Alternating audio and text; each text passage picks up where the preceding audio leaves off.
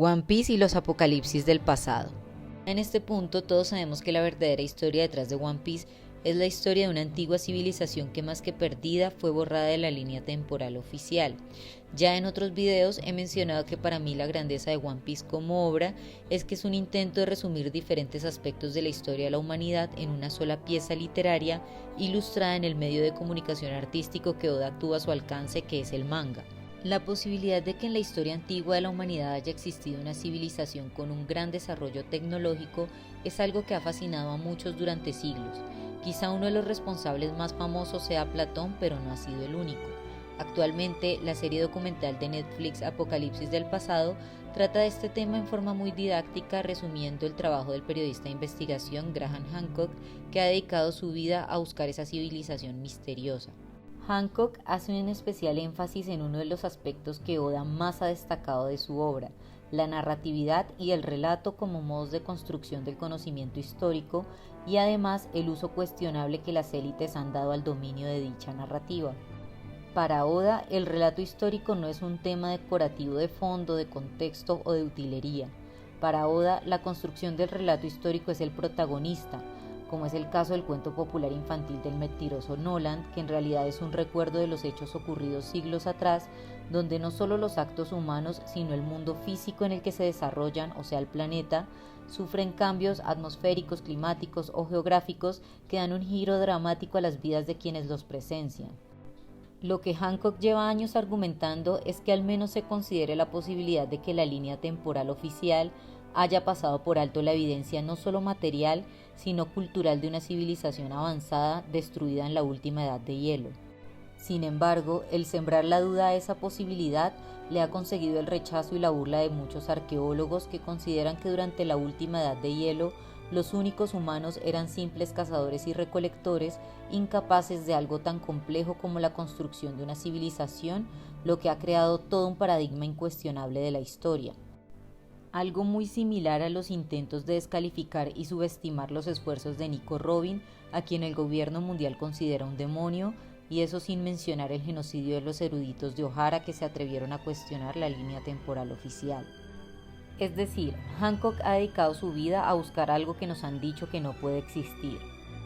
Sin embargo, nos cuenta que ha encontrado estructuras megalíticas por todo el mundo que requerían un gran conocimiento de ingeniería y astronomía que pudieran incluso marcar fechas puntuales en una especie de calendario cósmico. La construcción más antigua fue encontrada en la isla de Java, donde curiosamente reinó un rey muy famoso llamado Yoyo-Boyo, como les conté previamente en un video. En la montaña de iluminación Gunung Padang se encontraron unas ruinas que datan del 22.000 a.C., es decir, 12.400 años antes del final de la última edad de hielo, cuando nuestros ancestros eran supuestamente seres incivilizados capaces de semejante complejidad. Hace 12.800 años, durante la última edad de hielo, sucedieron dos cosas. Tras un aumento progresivo de la temperatura, se desplomaron las temperaturas globales y hubo un aumento repentino e inexplicable del nivel del mar. Esta época de inmensas inundaciones habrá traumatizado a la humanidad, puesto que casi toda cultura antigua conserva tradiciones de una gran inundación. Todos tienen versiones similares del mismo cuento. Hubo una gran inundación, el mundo quedó en penumbra y caos y de la oscuridad aparece una figura generalmente representada con barba, con el conocimiento suficiente para enseñar a los sobrevivientes cómo volver a armar una civilización otra vez. Por supuesto, existe la idea de que son coincidencias, que son ideas de una historia que los preceden milenios inventada por culturas individuales. Es decir, todas esas culturas contaron una historia similar sobre hechos que ellos no presenciaron porque ocurrieron muchos milenios antes de que su civilización se erigiera. Graham propone que quizás sea necesaria la construcción de una arqueología de las ideas por los componentes constantes en los mitos y leyendas de diferentes culturas. Esos elementos son inundaciones, serpientes, un héroe civilizador, erudito, navegante y barbado, y el favorito de Oda, gigantes.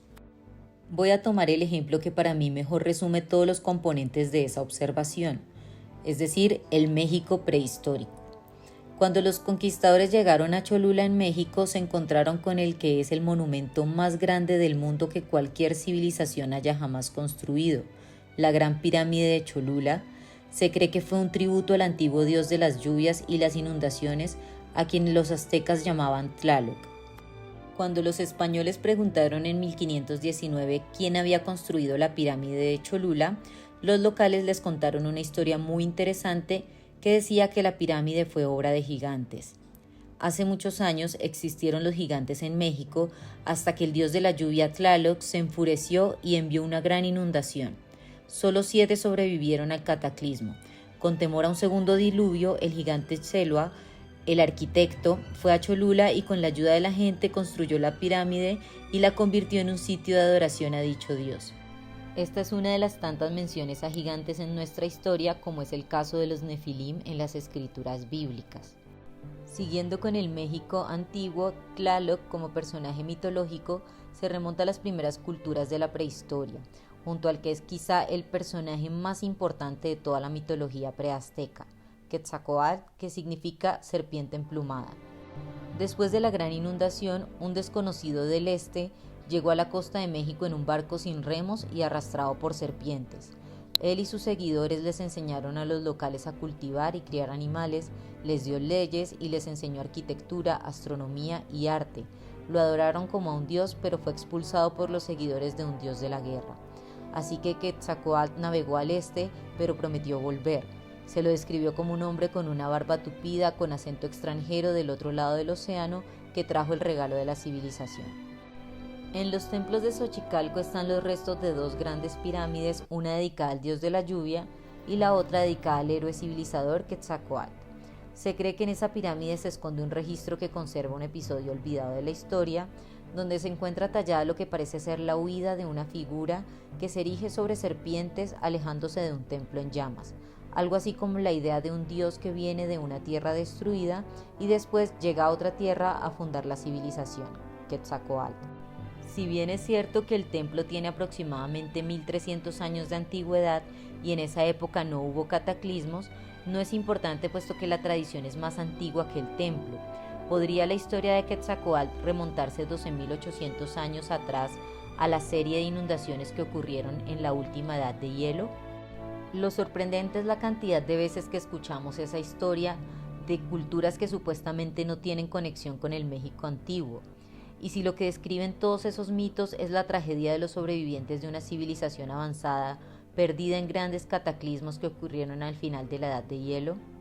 Si abrimos esa posibilidad, debemos considerar que mucho antes de la expedición de Magallanes, otra civilización desarrolló la tecnología y tenía el conocimiento para navegar y cartografiar el planeta. Para esto debemos considerar qué tan antigua es la navegación en la historia humana. El mapa de Piri Reis fue hecho por un almirante en 1513, quien se basó en 20 mapas antiguos del que hoy solo sobrevive el tercio occidental. Existe una fuerte discusión ante la posibilidad de que ese mapa tenga evidencia de una navegación mucho más antigua de cuando Suramérica estaba conectado a la Antártida en el 18.000 a.C. Estos hallazgos en los mapas, como el de la gigantesca isla Bahama, que existió por más de 100.000 años, sobre la que teóricamente se ubicó el camino de Bimini encontrado en las Bahamas, no son solo una fantasía de los cartógrafos, sino quizá un hallazgo que sugiere un episodio olvidado de la historia. Esos mapas sugieren que mucho antes de la famosa expedición de Magallanes en el siglo XVI, una cultura avanzada circunnavegó el mundo de la Edad de Hielo. En donde quiera que hayan habido inundaciones, las serpientes juegan un rol predominante. Parece ser que donde encontramos pistas de un episodio olvidado de la historia, también encontramos serpientes, en México con Quetzalcóatl, en Malta en el santuario de Gigantía, al que se entra pisando una serpiente, y en Poverty Point en Luisiana. Durante su investigación al montículo de la serpiente, Hancock recibió una prohibición para su entrada, argumentando que no le permitían el ingreso, puesto que sus ideas no se alinean con lo que sabemos como cierto. Tristemente, es algo frecuente usar la censura para ridiculizar ideas alternativas. La idea censurable de Hancock es que quizá el origen del montículo de la serpiente se remonta 10.000 años antes, justo al final de la Edad de Hielo, y su construcción requirió un avanzado conocimiento de ingeniería y astronomía. La serpiente tenía un significado poderoso para los antiguos, encontrándola en lugares que nos invitan a ver el cielo, quizá en busca de estrellas que caen. Pero ¿qué pasaría si, como nos ha enseñado Oda, la tragedia excede el relato y todos esos eventos cataclísmicos sí ocurrieron y nuestros antepasados tratan de contarnos cómo fue que después de que las serpientes aparecieron en el cielo, que su tierra fue destruida y la tradición oral, pictórica y escrita de una gran inundación deja de ser un mito y se convierte en un recuerdo? Aunque los argumentos de Graham parecen convincentes para muchos, la arqueología convencional se ha mostrado resistente y esto le ha ganado el desprestigio en esa comunidad. Sin embargo, él ha persistido en su investigación y trata de poner en evidencia que hemos construido una imagen del pasado con pruebas materiales fragmentadas, restándole importancia a la tradición oral y artística a las que no se considera en absoluto. Además, consideremos que antes de la última edad de hielo, hace más de 20.000 años, la Tierra era muy distinta como la conocemos hoy geográficamente hablando. El nivel del mar era 122 metros más bajo que ahora, por lo que en ese entonces había cerca de 26 millones de kilómetros cuadrados de tierra que estuvieron sobre el agua en la edad de hielo y que ahora se encuentran ocultos en el océano. No podemos pretender contar la historia humana sin tener en cuenta esas enormes plataformas continentales sumergidas y lo que les pasó. Dentro de esas reliquias submarinas quiero destacar uno de los hallazgos más recientes en el año 1987 en la isla Yonaguni, en Japón, por parte de Kihachiro Aratake, un submarinista japonés. Se trata de una enorme formación megalítica de 50 metros de largo por 20 metros de ancho que fue bautizada como la Atlántida de Japón o ciudad sumergida de Yonaguni. Este monumento de forma piramidal tiene más de 10.000 años de antigüedad. Algunos creen que se trata de un vestigio de una civilización que floreció en el Pacífico, perdida hace mucho tiempo, el pueblo Jomon, que habitó el Japón prehistórico hacia el 12.000 a.C., antes de la última edad de hielo, cuando se supone que nuestros ancestros eran primitivos recolectores y cazadores. Pese a sus estrechos pasadizos, escaleras con forma de caracol, entradas arqueadas y ángulos de 90 grados, la mayoría de los expertos se inclina porque las inusuales formaciones de Yonaguni son de origen natural y no obra del ser humano. Imaginemos por un momento que estamos 12.000 años en el futuro y el nivel del mar ha subido 122 metros del nivel actual. Supongamos que un submarinista encuentre los restos de lo que parece ser una catedral de una antigua ciudad y que un grupo de personas se cierra a considerar que esos restos fueron creados por antiguos humanos a los que se considera inferiores e incapaces de tal desarrollo. Es llamativa esa resistencia constante a admitir que la civilización humana es más antigua de lo que se ha dicho a la fecha. ¿Por qué no pudo haber otra cultura más avanzada tecnológicamente en ese entonces que conviviera con las tribus colectoras y cazadoras que la arqueología tradicional acepta? Incluso hoy las naciones tecnológicamente avanzadas coexisten con tribus cazadoras y recolectoras.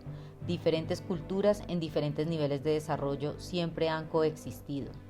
Es inevitable pensar, después de todo lo que les he contado, que los ganadores de nuestra historia universal como sapiens no parecen interesados en cuestionar siquiera nuestra aparente superioridad.